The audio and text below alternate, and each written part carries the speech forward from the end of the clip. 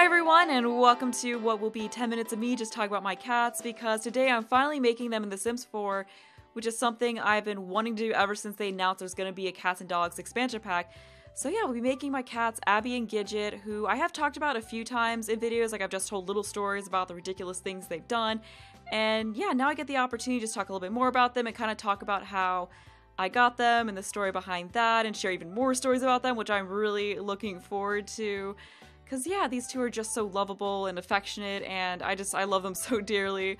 And as far as their breed, they are just American Shorthair, so they're nothing particularly special or exotic, but they are of course special to me. And yeah, as far as how I got them about 2.5 years ago, and when I got them, they were already, I think they're two years old, almost 3 years old, because I got them from a shelter. And prior to getting them, I just been wanting my own cats for such a long time, because I always had cats growing up. Like, throughout my life, my parents just always had a cat or two, and then when I went off to college, I unfortunately wasn't able to have a cat, and that just made me very sad. Like, I really missed having a cat to share a home with. And as soon as I moved into the place I live in now, I just really want to get a cat of my own, because I was finally going to be living somewhere where I could have cats, because the place I lived before, the owner didn't want us to have pets at all. And then prior to that, I was living in roommate situations, and I was just a college student, so I wasn't really in a place to own a pet financially. So once I got to the point in my life where I could finally get some cats of my own, I was just so excited for it. And what I really wanted was adult cats that were about, I guess, 1 year to 5 years old, who were a bonded pair, which is kind of a hard thing to find, but I just really wanted a bonded pair because I knew I wanted 2 cats.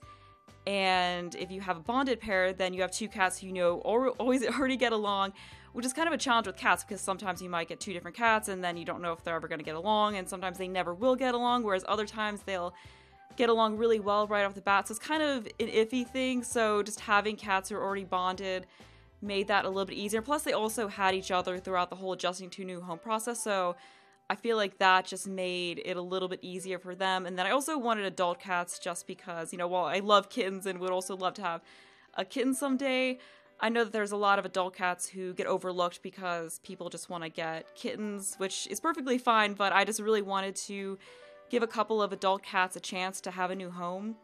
So prior to when I got them, I just spent, you know, just over the course of several weeks, I was just looking at the website for the shelter I want to go to get a cat from, and I was looking for bonded pairs, and there's one bonded pair I was looking at, but then when I went to go try to meet them, they had already been adopted. And then I, you know, saw that there was these 2 up for adoption as well.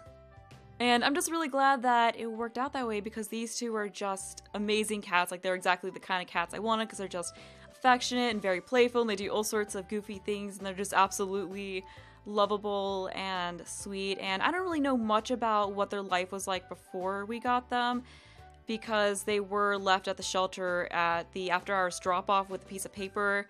And they did have their names on the piece of paper. Like, they said that the black and white one, which is, you know, this one here, of course, was named Abbie, so this is Abbie. And then that the gray and white one was named Gidget. So I didn't actually give them their names. They were just the names that they had from whoever dropped them off. But I liked the names, and I figured it was the names that they had throughout their whole life prior to that, so I didn't want to go and change that. And they just said that their age, you know, they just said what their age was. I think they left vaccination records and some other stuff. So I don't know. I have no idea what happened, but I kind of get the feeling that, you know, someone who loved them, but for whatever reason, they just couldn't care for them anymore. So I feel like they had a good home prior to that, but it's just definitely something I wonder about. But getting on to Abbie here, who I'm making now, she is just a very, very mischievous cat, because for her traits, I did give her affectionate, mischievous, and frisky, because she's also just she's just kind of hyper. She likes to run around and do all sorts of goofy things, and definitely mischievous because she just gets into all sorts of trouble. Like, she went through a phase where she would actually open up dresser drawers and start hooking clothes with her claws and pulling them out.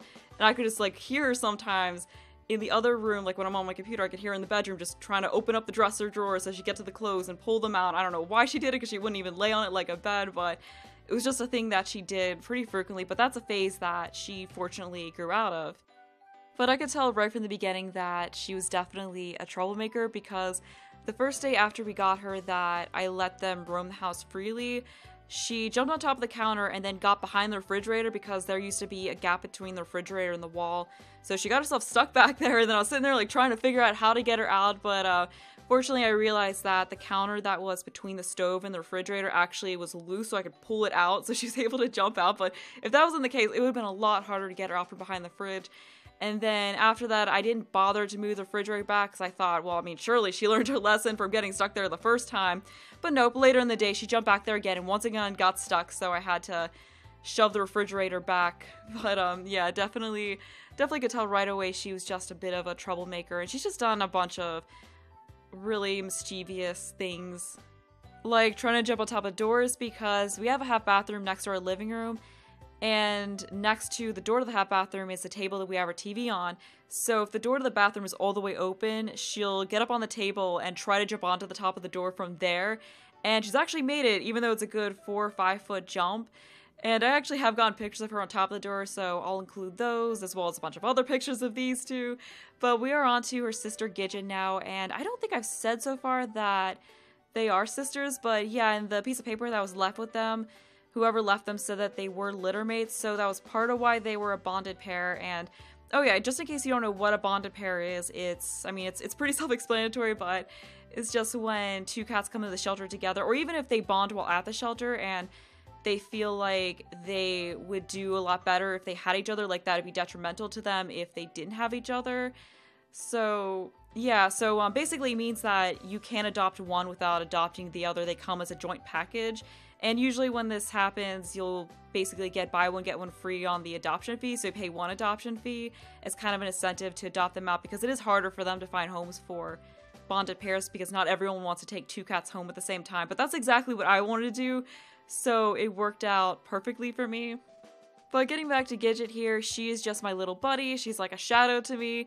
And I mean, Abbie is my little buddy too, but you know, while she does follow me around a good bit, she doesn't follow me around as much as Gidget does, because I mean, they're both affectionate, but they're both affectionate in kind of different ways, because Abbie tends to stick around my boyfriend and I a little bit less, but then when she is around you, she wants to be in your lap or like right up against you, whereas Gidget just always has to be around someone, but she'll keep her distance a little bit more when she's in your presence, if that makes any sense. So instead of being right up against you, she'll, you know, sit on the floor next to my desk chair, or she'll sit on the couch next to me and that sort of a thing. But yeah, she definitely has bonded with me a lot more than my boyfriend, because I feel like she's one of those cats who's like a one-person cat. And I think what it is really is that cats have different thresholds as far as bonding. Like with some cats, it takes a little bit more attention towards them to get them to really bond to you, but then once they do bond with you, it's a little bit stronger because you're the only person they've deemed, I guess, worthy of their affection. They kind of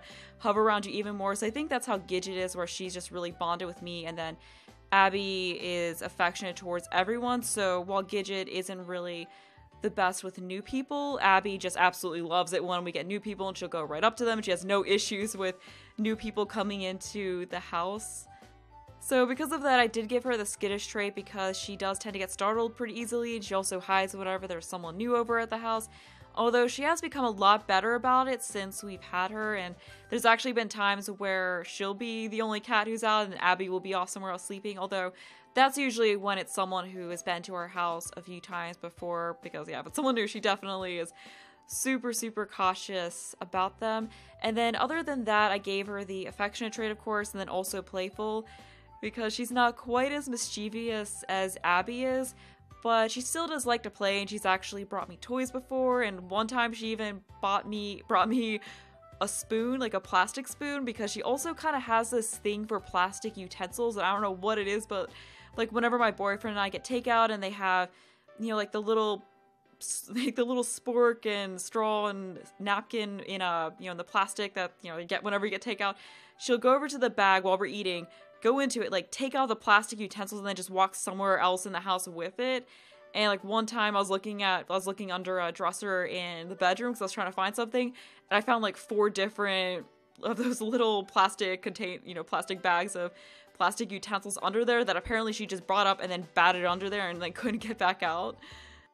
Oh, and she did also go through her own phase of jumping on top of doors like Abbie did, although it wasn't quite as big of a jump because it was just from a pretty tall wardrobe that was next to the bedroom door to the top of the bedroom door, so She only jumped up like a foot or so, but still she went through a period of time where she would do that every chance she could get, and she would even do it like 6 in the morning when I had to go get up for work soon, so I wasn't happy about that. But yeah, that's a phase that she's also gotten out of. But yeah, that's another thing I'll stick a picture of in this video. And overall, it was really fun to try to recreate them in this game, because this was the first time I really messed around with trying to use the coat tool and all of that and trying to recreate their markings, which was definitely a bit of a challenge because when you really think about it, the markings on animals tends to be very unique and it's just really hard to like get all the details right. But I really tried my best to get it all as accurate as I could. But yeah, we are at the end of this, so hope you enjoyed this video. Also have a download link in the description. Hopefully, I'm not sure because the gallery hasn't really been working right for me, so for the past couple of builds I made, I haven't been able to put links in the description because for whatever reason I can't even get the website to work. So I'll at least have something down there on how to download it, even if I can't get a link to work. But yeah, that is gonna be it, so I hope you enjoyed the video. Thanks for watching, and bye!